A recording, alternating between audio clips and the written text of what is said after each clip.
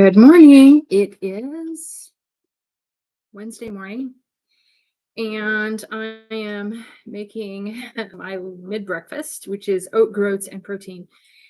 And really, the biggest reason that I'm starting to do YouTube lives is a place for me to chat about my experiences as a personal trainer and a health coach, and as myself being a midlife woman working through menopause and being active, um, and all the changes that we experience. And on top of that, all at the same time, becoming an empty nester. So, single mom becoming an empty nester. I don't want to discount anybody's experience, but sometimes I feel like it can be harder because you have no one else to be sad with, be happy with, talk about it with. There is that no one else. But anyway, so all of these things in my life at once, and I find that since I don't have anyone in home to chat with like this, and about my experiences and what I learn and how I apply them with clients, I figure it's best to come on here and share them publicly because they will help someone, because that's the only way I've learned.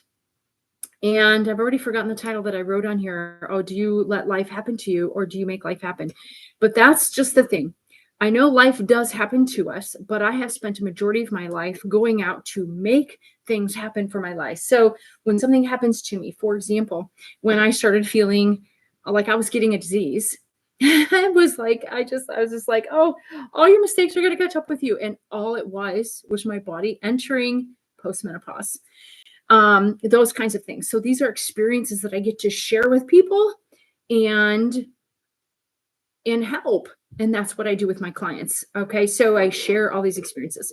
My clients let me experiment on them. As a trainer, I'm constantly re-educating myself.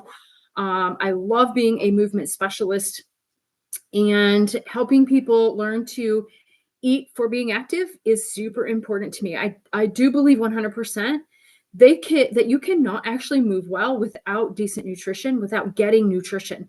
Some people like to not eat. They think fasting is the answer for being, and when you're active, it's not the answer. I like to just say, hey, we all fast when we go to bed.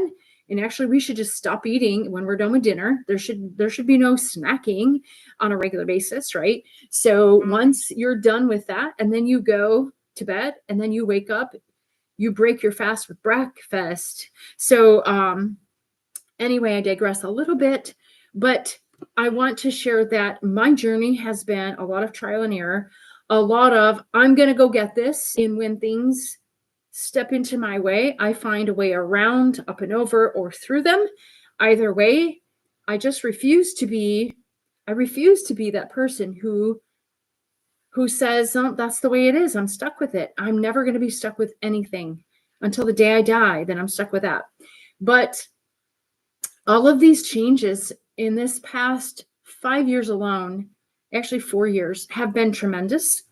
They've been really tough, and I feel very privileged to be able to move like I do today, to have the strength that I have today. And it doesn't matter that I have been a personal trainer for 18 years. Life happens, and we deal with it in ways we are educated with. And so my biggest share is that menopause is not evil. Cholesterol is not evil. Fats are not evil. No, there are no evil things in this world with us. It's how we use them. It's whether we abuse them. It's whether we are educated about them. And that's my message to you, is educate yourself. And if you don't know how to educate yourself, find someone that can help educate you. There are plenty of us around that offer a lot of help for free even. I teach my family members, I teach those close to me, all the very basics about learning to read your own lipid panels. I think that's one of the most important things we can help each other do right now, is to basically even understand what your lipid panel is. What is an LDL? What is an HDL? I want to help those that are close with me, help them gather a mental picture of it. So the moment somebody says, hey, my HDL is up, they know what they're talking about, and they know what theirs is. They know where they stand. That's my goal. This information is there for you to understand. But so many people still say, oh, well, the doctor said it was fine. Well, of course, the doctor is just looking at parameters. They're not looking at your life. It's really important to understand that. We need to take control of our own self. Now, all of the other blood work that gets done, that can be a little more complicated, but there are things in those, like your A1C, your glucose levels, your creatine, protein. There are some items in there that would benefit you to know what they are. So I'm not going to go into any of those, but I'm going to encourage people to learn those things about themselves and understand how cholesterol works in your body. Understand what a statin does to your body. Understand that there are ways to not have to take a statin. Understand that exercise alone, we are now hearing people left and right saying it. People with big degrees, people with big doctorates, people without them. Well, we've been saying it without doctorates and without degrees. We've been saying it for a long time. Exercise is the answer to a lot. But if you over exercise and do not bring nutrition in, you are hurting yourself. You're knocking your body down into the ground faster. There is a moderation in everything. There really, truly is. And that's the key. Even to clean eating. I avoided all clean eating talk for the longest time because I knew I was never going to make what I thought was clean eating. It was never going to work for me. And then I realized the more I learned and the more I learned about the only 3 things that give you calories, the more I learned about those, the more I learned about what's vitamin, what's mineral, I was like, this is actually easier than people give it credit for. So when you learn about nutrition, you learn that if you eat Pop-Tarts and drink a Mountain Dew for breakfast, the next better step to clean eating is maybe a bowl of oatmeal, okay, and a cup of milk. And then maybe you get to the point where that oatmeal, that instant oatmeal, you turn it into oat groats instead of just instant oats. Okay. This is low glycemic compared to instant oatmeal, which is higher glycemic. Those things affect your blood sugar.